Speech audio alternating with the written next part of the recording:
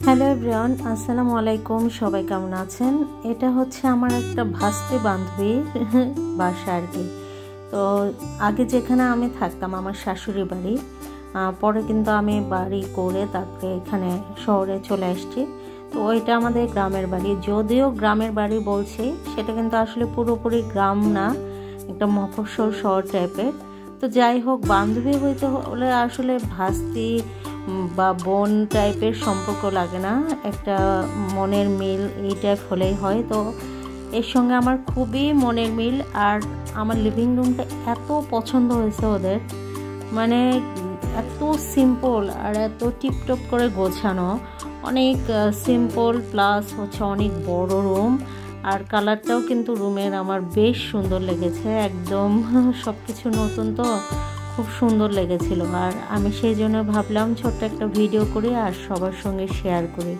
একটা বাসা গোছানোর জন্য কিন্তু রুচিশীল মন নেই যথেষ্ট, সেটা যেখানেই হোক, শহর হোক, মফস্বল শহর হোক, গ্রাম হোক, যেখানেই হোক, আপনার যেটুকু আছে সেটা দিয়ে যদি আপনি সুন্দর করে সাজান, আমার মনে হয় রুচিশীল মন থাকলে এটার জন্য যথেষ্ট। তো যাই হোক, এরা খুব সুন্দর করে, আমার কাছে তো বেশ ভালো লাগছে। আর একটা ব্যাপার হচ্ছে যে গ্রামগঞ্জ বা মফস্বল শহর এই টাইপের জায়গাগুলোতে আসলে অনেক স্পেস পাওয়া যায়।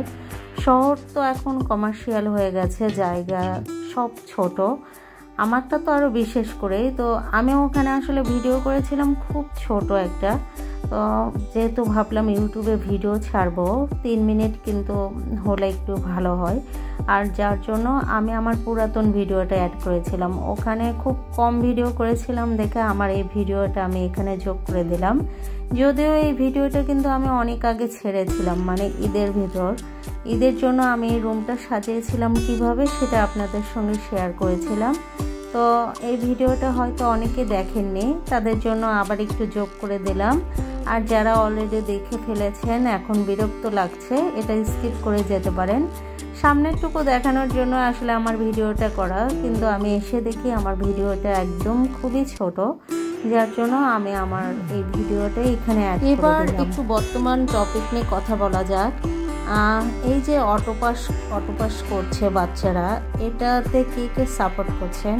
আমি কিন্তু একদমই সাপোর্ট করব না। আমি একজন গার্জিয়ান হিসাবে একদমই এটাকে কখনোই সাপোর্ট করব না। আমার সন্তানরা কিন্তু খুব ভালো স্টুডেন্ট, এটা আমি কখনোই বলবো না, ওরা নর্মাল স্টুডেন্ট। তারপরেও আমি চাইবো যে আমার বাচ্চাদের ভালোর জন্য আমি চাইবো ওরা যেন ওদের যোগ্যতা অনুসারে ওদের রেজাল্ট হোক, কারণ এতে করে কিন্তু ওদের ভবিষ্যৎটা ভালো হবে। আর এরা যদি, এই নর্মাল স্টুডেন্টগুলো যদি আরও অটোপাস করে একদম ডিগ্রি নেয় শুধু, এতে করে কিন্তু এদের ভবিষ্যৎ পুরোপুরি অন্ধকার।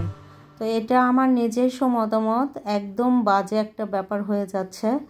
আলহামদুলিল্লাহ, এটা ভেবে আমার কাছে এখন ভালো লাগছে যে এই 24-এ আমার মেয়ে এসএসসি দিচ্ছে না, দিলে না জানে কি হইতো।